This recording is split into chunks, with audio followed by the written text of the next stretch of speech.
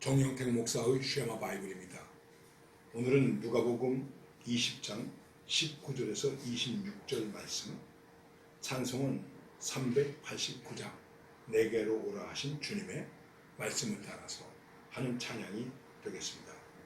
서기관들과 대제사장들이 예수의 이 비유는 자기들을 가리켜 말씀하심인 줄 알고 즉시 잡고자 하되 백성을 두려워하더라.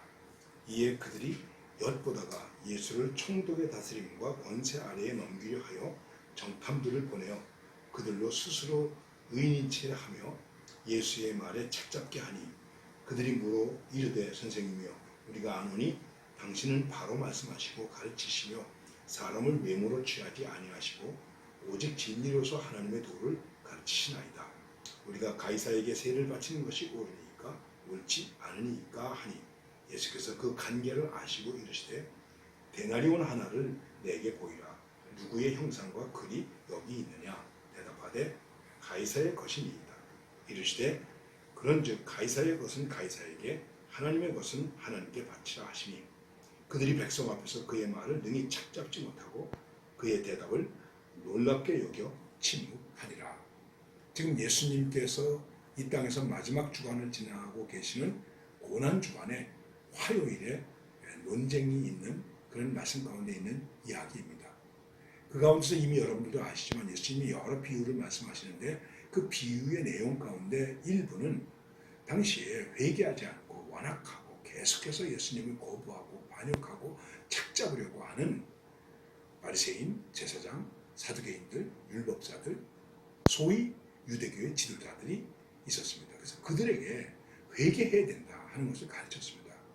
그렇기 때문에 어떤 주인이 농장을 만들어 놓고 포도원을 만들어 놓고 종에게 맡겨놨다. 그리고 몇 년이 지난 다음에 와서 그 세를 좀 받으려고 했는데 종들을 능욕하고 때리고 심지어는 죽이고, 나중에 아들을 보냈더니 이놈은 상속자니까 죽여야 한다. 그래서 죽여버리고 어떻게 되겠느냐? 결국 주인이 와서 심판할 수밖에 없지 않느냐, 이런 얘기를 했더니 서기관들과 대제사장들이 예수님의 이 비유는 자기들이 가르쳐 말씀하신 걸로 알았어요. 예수가 우리를 가르쳐서 이렇게 말하네. 여러분, 그러면 어찌할꼬 하면서 회개해야 되지 않겠습니까? 우리 목회 중 하면서도 그런 일이 많이 있습니다. 오늘 목사님이 날 들으라고 하시는 말씀이네. 여러분 혹시 그렇게 설교를 들으신 적이 있습니까? 목사님이 나를 공격하네. 누가 고자질을 했나? 이런 엉뚱한 생각을 하십니까? 한번 생각해 보십시오.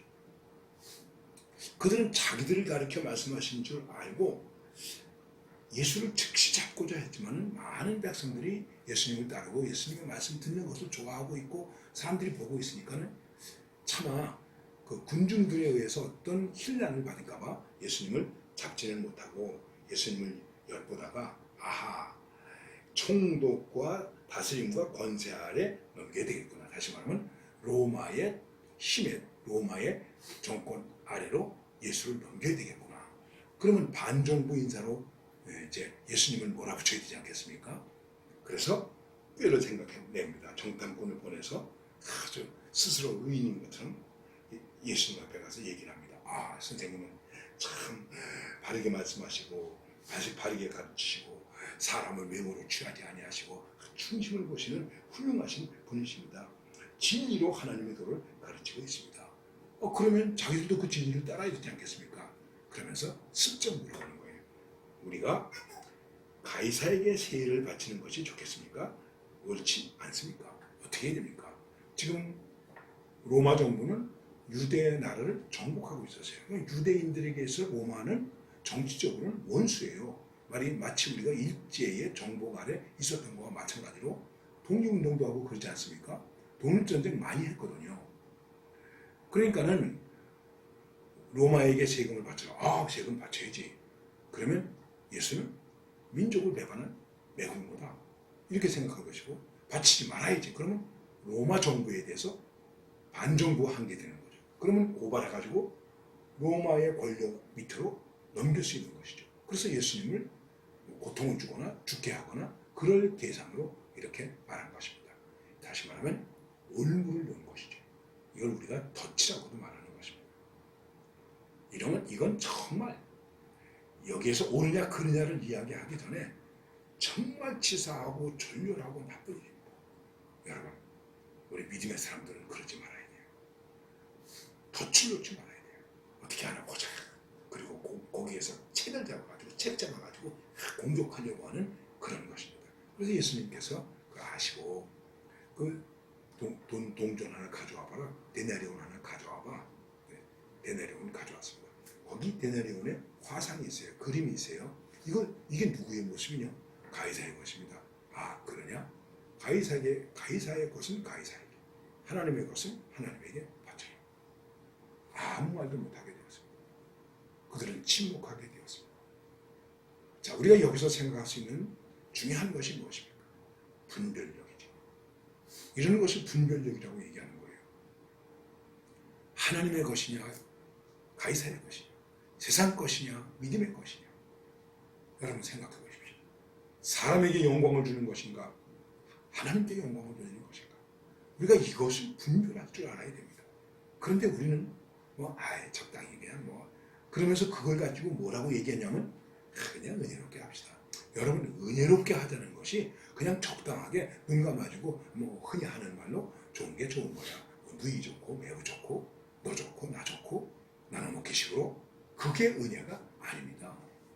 은혜, 하나님의 편에 분명히 서는 것입니다. 만일 하나님의 편에 서지 않는다면 그건 은혜가 될 수 없는 것이죠. 이런 분별력이 굉장히 중요한 것입니다. 바로 예수님은 그 점을 가지고 말씀하고 있는 것입니다.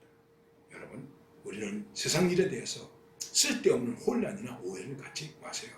그리고 정말 하나님의 것은 하나님의 것으로, 하나님의 일은 하나님의 일로, 성경의 원리는 성경의 원리대로 할 수 있는 용기가 있어야 되는 것입니다. 이렇게 해볼까? 저렇게 해볼까? 그러다가 어떻게 될까요? 덫에 빠지게 되는 것입니다. 그게 시험입니다. 오늘 우리는 믿음의 혼란이나 오해를 극복하고 오직 하나님의 진리로 승리하는, 예수님의 말씀으로 승리하는 하나님의 사람들이 되시기를 바랍니다.